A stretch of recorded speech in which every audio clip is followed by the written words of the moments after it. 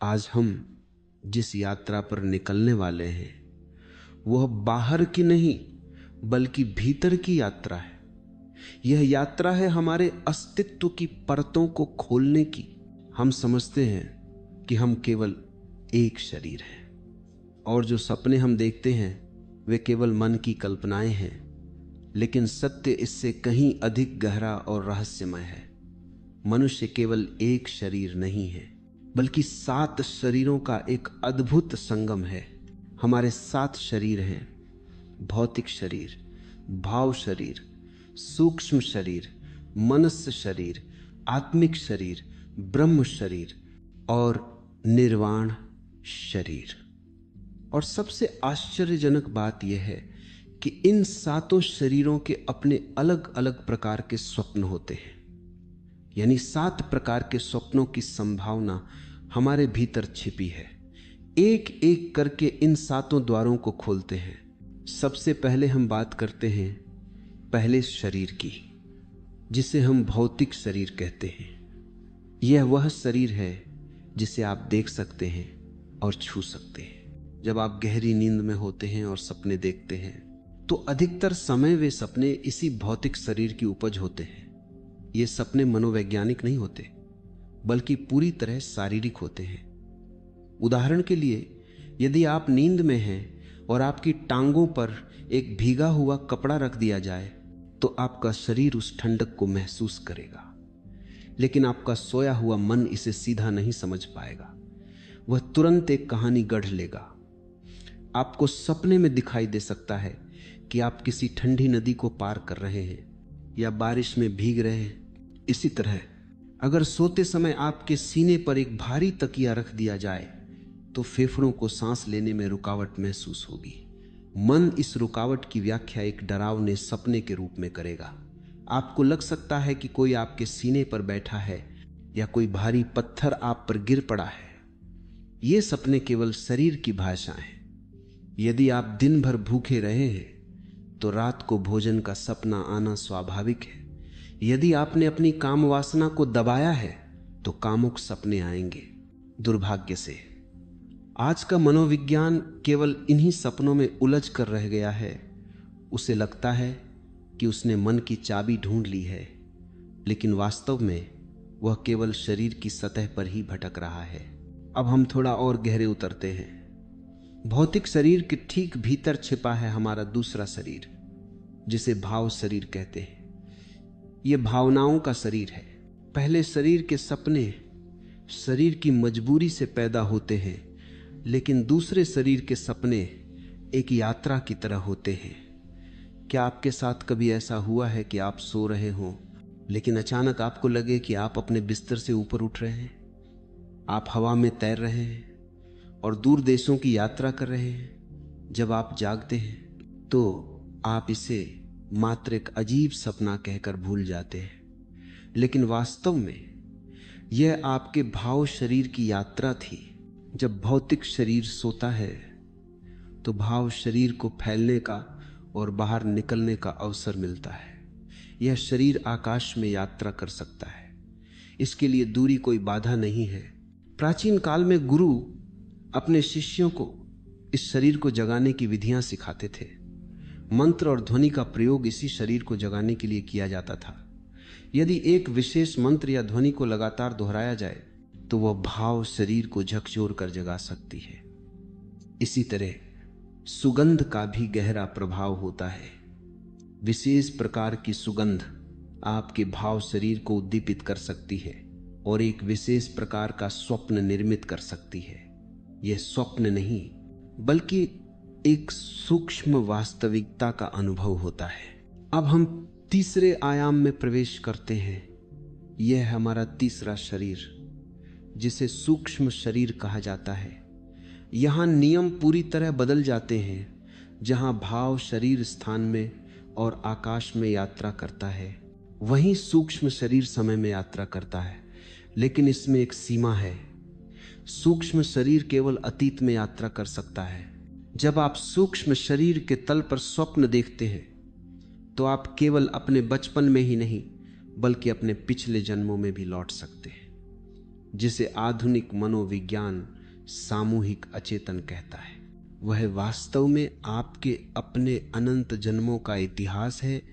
कभी कभी तेज बुखार या बीमारी में जब शरीर और मन का संतुलन बिगड़ जाता है तो यह तीसरा शरीर सक्रिय हो जाता है। व्यक्ति बड़बड़ाने लगता है।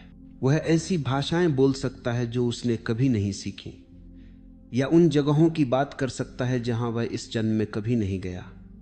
लोग कहते हैं कि वह प्रलाप कर रहा है, लेकिन हो सकता है कि उसकी चेतना पिछले जन्मों के किसी द्वार पर खड़ी हो।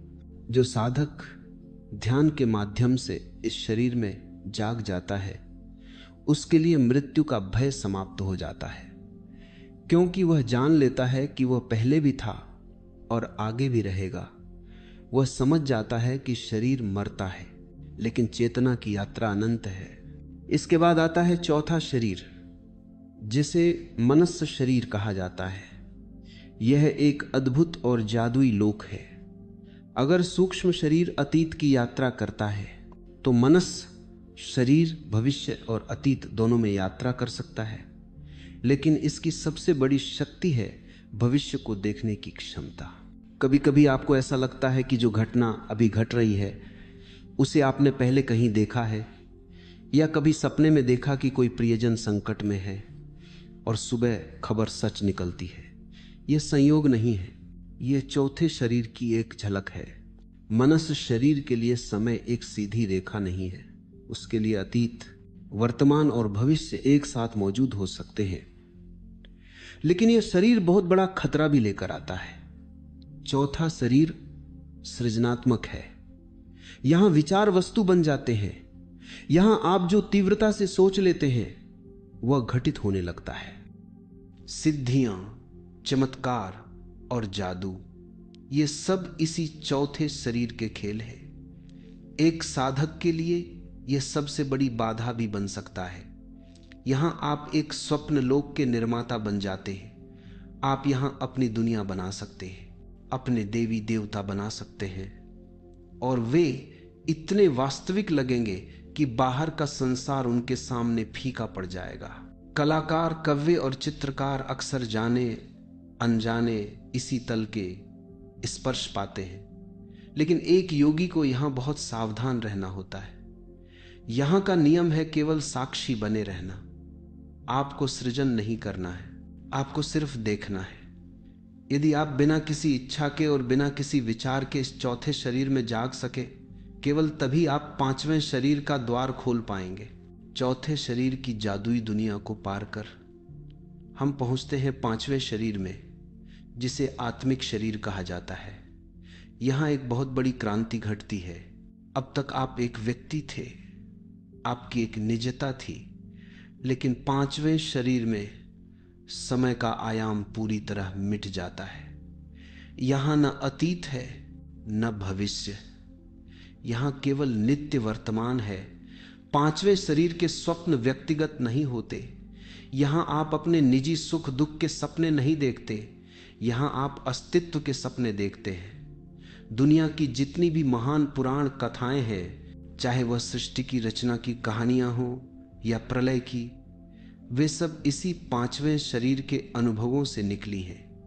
जब कोई साधक इस तल पर पहुंचता है तो उसे पूरी सृष्टि की उत्पत्ति के दृश्य दिखाई दे सकते हैं।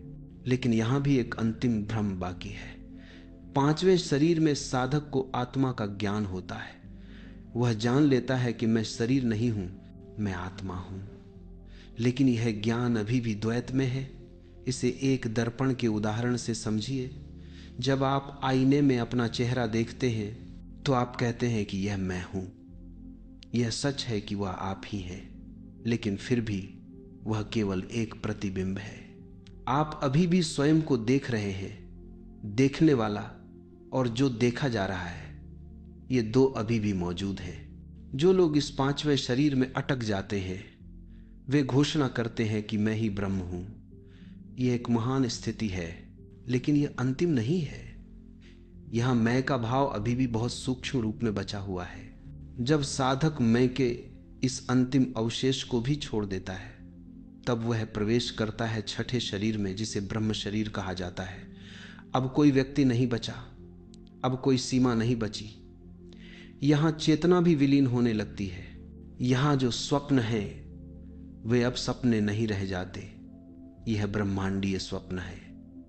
यहां सब कुछ एक है, कोई भेद नहीं। जड़ और चेतन, बनाने वाला और बनने वाला, सब एक हो जाते हैं। यही वह अवस्था है जिसे ऋषियों ने अद्वैत कहा है। छठे शरीर में कोई भाषा नहीं है, केवल संकेत है। यहां होना अपने शुद्धतम रूप में है, लेकिन ध्यान दें, अभी भी होना बाकी है। असत्य मिट गया है, लेकिन सत्य अभी भी मौजूद है। अंधेरा मिट गया है, लेकिन प्रकाश बचा है। और जब तक होना है तब तक उसकी सीमा भी है। छठे शरीर में साधक को लगता है कि यात्रा पूरी हो गई, वह अस्तित्व के साथ एक हो गया है। लेकिन एक आखिरी छलांग अभी बाकी है। होने से न होने में छलांग, अस्तित्व से अनअस्तित्व में छलांग, और अंततः सातवां शरीर, जिसे निर्वाण शरीर कहा जाता है। इसे शरीर कहना भी ठीक नहीं, क्योंकि यह अशरीरी है। यहां न तो मैं है, न तुम है, और न ही ब्रह्म है। यहां केवल शून्य है। बुद्ध ने इसे ही निर्वाण कहा, जिसका अर्थ है दिए का बुझ जाना। जब दिया बुझ जाता है तो लौ कहां जाती है? वह कहीं नहीं जाती, बस खो जाती है। वह असीम में विलीन हो जाती है। सातवें शरीर में न तो स्वप्न है, न वास्तविकता। यहां न प्रकाश है, न अंधकार।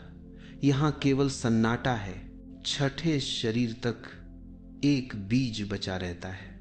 वापस लौटने की संभावना बची रहती है। इसे योग में सबीज समाधि कहते हैं, लेकिन सातवें में वह बीज भी जल जाता है। यह निर्बीज समाधि है। यहां से वापस लौटने का कोई रास्ता नहीं। यह पूर्ण विराम है, यह मोक्ष है। यह है हमारे सात तल और उनके सात जगत। समस्या यह है कि हम सब घालमेल में जी रहे हैं। हम भौतिक शरीर के सपनों को ही सब कुछ मान लेते हैं, या अगर कोई थोड़ी साधना करता है तो वह भाव शरीर के अनुभवों को ही परमात्मा का मिलन मान लेता है। मनोविज्ञान अभी बहुत पीछे है। वह अभी पहले शरीर की ही परिक्रमा कर रहा है। अब प्रश्न उठता है कि शुरुआत कहां से करें? सीधे सातवें शरीर की बात करना व्यर्थ है। शुरुआत वहीं से करनी होगी जहां हम अभी हैं, यानी भौतिक शरीर से। सबसे पहले अपने शरीर के प्रति होशपूर्ण बने। जब आप चलते हैं तो क्या आपको पता होता है कि शरीर चल रहा है, या आप ख्यालों में खोए हैं? जब आप खाना खाते हैं तो क्या आप स्वाद के प्रति पूरी तरह जागे हुए हैं? शुरुआत यहां से करें, अपने शरीर की क्रियाओं के प्रति जागे। दूसरी विधि है संध्याकाल का प्रयोग। सबसे कीमती समय वह है जब आप सोने जा रहे होते हैं। नींद और जागने के बीच का वह छोटा सा क्षण जिसे संध्याकाल कहते हैं। जब आप बिस्तर पर लेटे तो अपनी आंखों को बंद करें और शरीर को ढीला छोड़ दें और फिर पहरा दें। देखें कि कब नींद उतर रही है। जैसे अंधेरा धीरे धीरे कमरे में भरता है, वैसे ही नींद आपके शरीर पर उतरती है। अगर आप उस क्षण को देख सके जब आप जागने की दुनिया से निकलकर नींद की दुनिया में प्रवेश कर रहे हैं, तो आपने पहली जीत हासिल कर ली। यही साक्षी भाव है। चाहे सपना भौतिक शरीर का हो या मनस शरीर का, आप उसमें बहे नहीं। आप बस दूर खड़े होकर देखें। जैसे ही आप साक्षी बनते हैं, सपना अपनी पकड़ छोड़ देता है। यह स्वप्न विज्ञान एक गुप्त विज्ञान रहा है। इसे सदियों तक छिपा कर रखा गया, क्योंकि गलत हाथों में यह ज्ञान खतरनाक हो सकता था। लेकिन आज समय बदल गया है। विज्ञान ने बाहर के रहस्यों को खोल दिया है, और अगर अध्यात्म ने भीतर के रहस्यों को नहीं खोला तो मनुष्य का संतुलन बिगड़ जाएगा। इसलिए इसे केवल एक सिद्धांत मत मानिए, यह आपके जीवन का नक्शा है। खोजिए, परतें उतारते चलिए, सपनों को काटते चलिए, और तब तक मत रुकिए जब तक कि पूर्ण शून्य ना आ जाए, क्योंकि उसी शून्य में ही पूर्णता छिपी है।